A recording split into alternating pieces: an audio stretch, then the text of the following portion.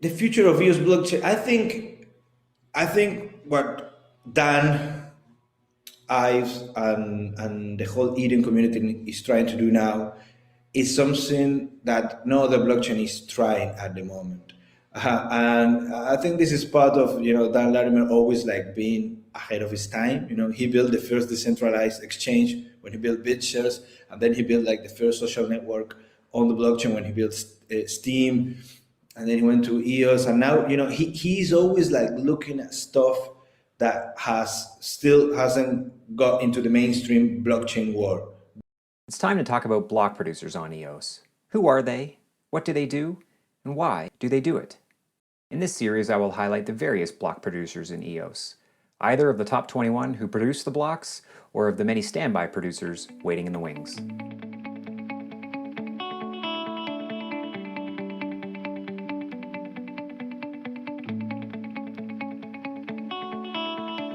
All right, hello everybody. It's time for another installment of the EOS Block Producer Interview Series. And today I have Chitty from EOS Argentina. Been around since the very beginning, pre-launch. I mean, they really don't require much of an introduction, but I think it's important we get great block producers like EOS Argentina on this show to be interviewed. So Chitty, thanks a lot for taking the time to be here. No, thank you. Thank you for inviting me, Chris. Absolutely. So the first question, Chitty, is just tell us a bit about yourself. Sure. Yeah. Well, my name is Jesus Chitty. I've been in blockchain for a while, mainly, very passionate about DPoS systems, came from BitShares and Steam, always been like a Dan Larimer fan. I think he's always been very much ahead of his time.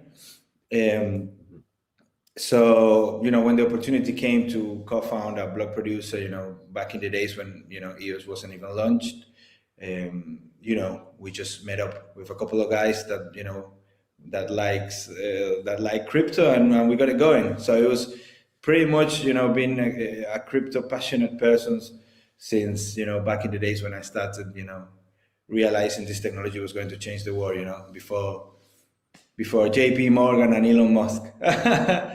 So that's pretty much me. I've been in a few countries. Grew up in England, was born in Venezuela, lived in Spain. Now I'm in Argentina.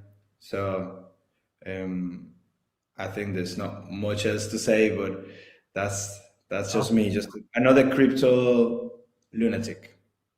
Crypto lunatic, yeah. At the beginning, it did take a bit of a lunatic disposition to get into crypto, so good for you for sticking with it. It takes that kind of personality. Yeah, that's right. Yeah, you need to be willing to be a slight nonconformist, right? Kind of going against the grain at the beginning. For sure, especially in the early days. Now it's all hip and chic. Yeah, that's right. Now you're just like everybody else, nothing special. Except you are, because of what you guys have done with your BP, which we'll get into. And so maybe could you tell us a bit about the history of EOS Argentina, and if you can touch upon your infrastructure that you use? For sure. Yeah, like I said earlier, EOS Argentina is a team that was formed by, early, BitShares and Steam adopters. We used to have a meetup group, and we know each other from like forums, like early forums of BitShares, and then I used to write a lot in Steam, so we already knew each other. And when EOS.io, when Dan Larimer was creating a blockchain protocol, a Turing complete blockchain protocol, we talked about it in the meetups, and it was only natural that we started a blog producer. We already have, the learning curve wasn't as steep because it was very similar. The node setup at the beginning was very similar to to BitShares and Steam nodes. So we kind of started from there, and then we fell in love with the community, which at the beginning was very similar to the community that that we knew. So it was just like a couple of guys that like DPoS. The whole governance aspect of DPoS is really what got us into EOS. So that's a bit of our history, and our infrastructure has changed throughout the years, from the beginning.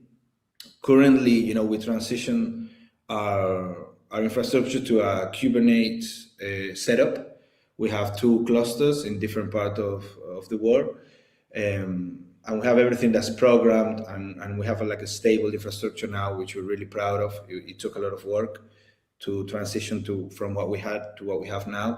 We have at least 5 API servers on each cluster, and they are behind a load balancer.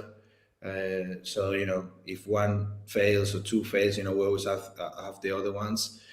So that's our API is pretty reliable now. We also have 2 full P2P nodes, which takes a lot of disk space, also behind load balancer. And then we have, of course, our producer nodes that are private, which lately they haven't been doing much producing, but they're always ready to rock it. So in just in very basic form, that's like how we have our infrastructure set up. It's just like there are clusters of 5 servers each behind a load balancer. When a request comes in, it gets delivered to the one that's taking less heat, and that's the setup we have now. We have also a lot of alarms, which can be very annoying, but they're very useful as well. So throughout the years, you get consistent, and you get like a workflow that just works. So and that's what we have now. Luckily, it's not as stressful for us now, not just because of our infrastructure, but also the EOS IO platform is way more stable than what it was at the beginning. So right now it's just checking the servers from time to time, getting the alarms, but things are just pretty stable. Luckily, and I hope nothing breaks like 3 minutes from when this interview comes out, because that's typical. Well, it happens, but that's one of the advantages of teams like yourselves who have been around since the beginning. Like you mentioned, it was a bit unstable at the beginning. So some of these teams you've seen a lot, so it makes you a better BP in general, because you can respond to issues because you've seen a lot. So you kind of know how to respond and get it going. Like you're currently 35th. Has EOS Argentina ever been, like, you're about 70 million votes out of producing blocks? Have you guys ever been in the top 21 in your history? When we started, when the EOS IO chain was launched, when EOS was launched, we were top 21, and we were top 21 for quite a while. Okay. We're quite proud of that. We're still proud of our position now, considering the competitors that we have and the amount of stake that they own. But yeah, we were top 21 for quite a bit. We produced a lot of blocks until exchanges started coming in and big players, which is also a good thing, because we now like being 35th is, for us, I think it's an achievement. We knew a lot of great teams that left, a lot of capable team, a lot of capable people, that were doing great stuff that just couldn't get any more rewards. So I think anything above the 50 places is actually quite amazing for a small team like ours. Yeah, well, absolutely. Well, you've done a lot. So maybe if you could tell us perhaps what you're most proud of with your block producer. And I know you've got some recent things that have come out that are pretty awesome. Sure. Yeah, we've done a lot of things throughout the year. We are like we like to do stuff. I'm pretty proud of my team. They know it. I always tell them, especially because we have a similar mentality. We all come from the crypto world. We build tools that are open source, and we just basically have this idea that we're getting paid by the blockchain to do stuff for the token holders, which it seems very logical, but I don't know if everybody sees it that way. So I'm very proud of my team and the things that we have accomplished. Just to say, one of the latest things that we've done, of course, the MetaMask integration is what we are working on now, and we have that running, and we made it, we made the whole process very smooth, and we even built a web wallet, because people were like asking us, I can use MetaMask now, but how do I send a token with a memo? Because MetaMask doesn't support memos or whatever. So we built this web wallet, we put it up so people can use it. And our idea was that MetaMask has over 2 million users. What can we do to get some of those users to the EOS world? So that let's closing the learning curve of ESAO and building, and creating an account, and let's just model it to something that they already know. Like, I don't know if it's better or worse to our account model, which I think is great, but this is what people know. So let's just, you can now add MetaMask, you can add EOS mainnet to your MetaMask wallet, just like you would add Binance Chain or any other chains that are supported by MetaMask. So that's one of the latest things that we've done, which of course I'm quite proud of, especially my team and people who put a lot of hours into this. But then we have we built the first open source AMM on EOS, which is evodex.io. We have a mathematician on the team, which helped a lot with all the formulas and algorithms to behind having an automated market maker. And we included some things, like you can vote on your own, you vote on the fees of the pool. So liquidity providers are the ones that actually decide what the fee is. And we did this before Uniswap v3, that they later incorporated like 3 different layers. And this is all open source, and people can take it and run it, and even the user interface is open source. So the idea was that people can just implement it or have a different UI, and the liquidity will be shared. So you could share the liquidity amongst many contracts. So that's one of another thing that I'm quite proud of what we achieved there, and we put it there for the community, to take wherever they want to take it, and that's mainly our main approach. Apart from that, we have a fully open source Python library, which is there on our GitHub as well, and it's not just an API wrapper. It's a full-on library where you can do anything that you do with EOS. You can do it with Python, which is probably the most common language used in the world. And people have built a couple of bots with this, and I know other people have too. So we really like to build stuff and make it open source so that others can use it. And for us, our biggest appreciation is when people use our tools that we take time, we put time and love into making. Mm-hmm. Awesome. Well, yeah, you've made a lot, and you've got your other GitHub. It's quite a bit there too. Yeah, there's quite a lot of stuff in our GitHub. Everything is open source, and what we haven't made open source yet is because we want to document it well, and before we open it up so that people can contribute. We've seen that every time we open something up is better for the development, because we have Quesarito, we have Said, all the developers looking into it and making pull requests. So it's actually something that we are quite proud of as well. Excellent.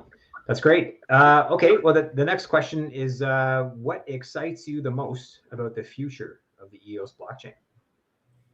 The future of EOS blockchain, I think what Dan, Yves, and the whole Eden community is trying to do now is something that no other blockchain is trying at the moment.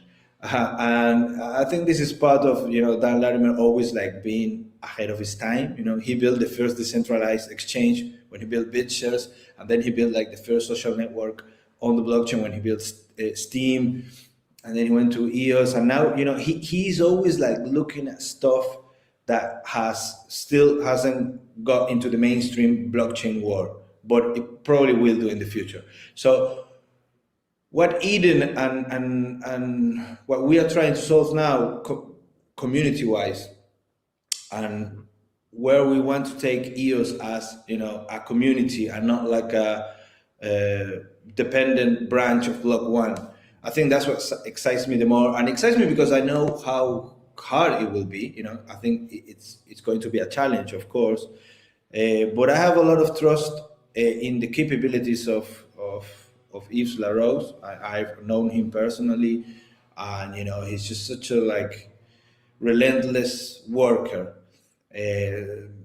So that's probably what excites me the most.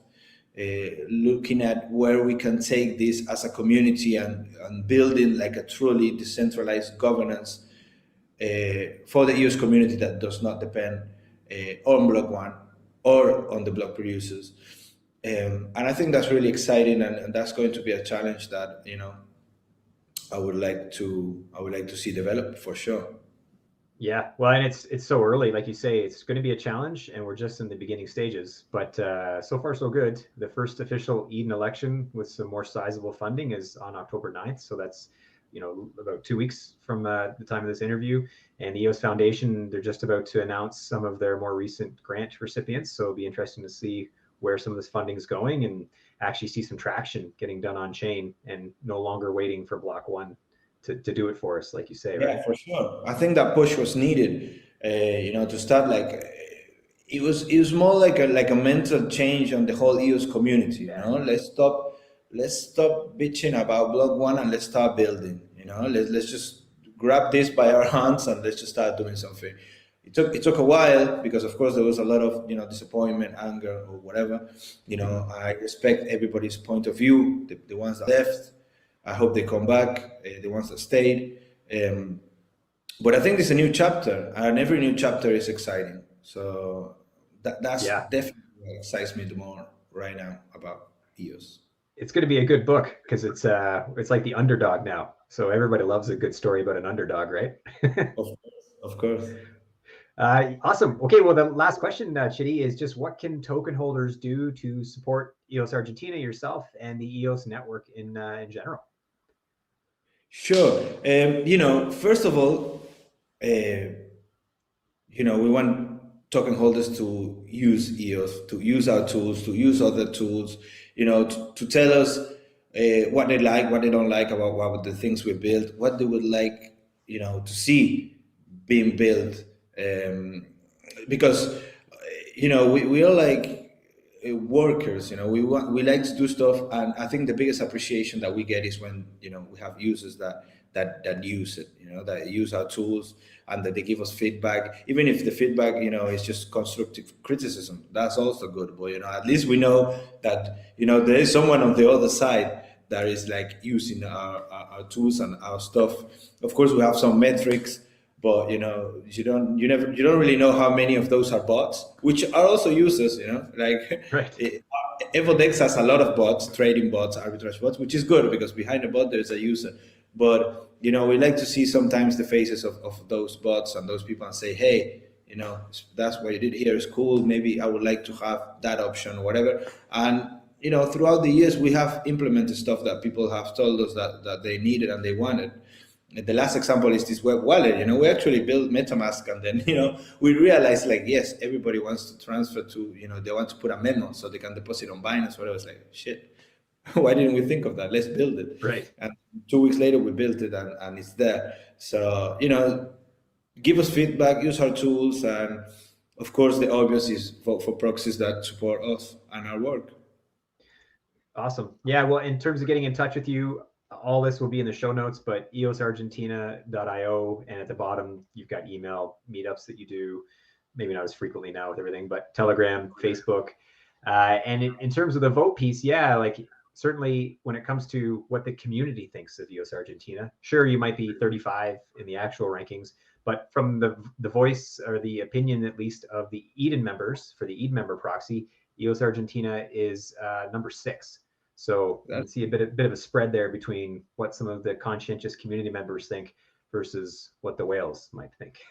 So we'll try to align those messages to be the same, and hopefully you guys move up the rankings as you deserve to be. Let's hope so. Thank you, Paz. Thank you, Chris. Awesome. Yeah, well, take care, Chitty, and appreciate your time, and all the best, and appreciate all the work you do. Thank you very much. We'll keep in touch. Thank you. Bye-bye.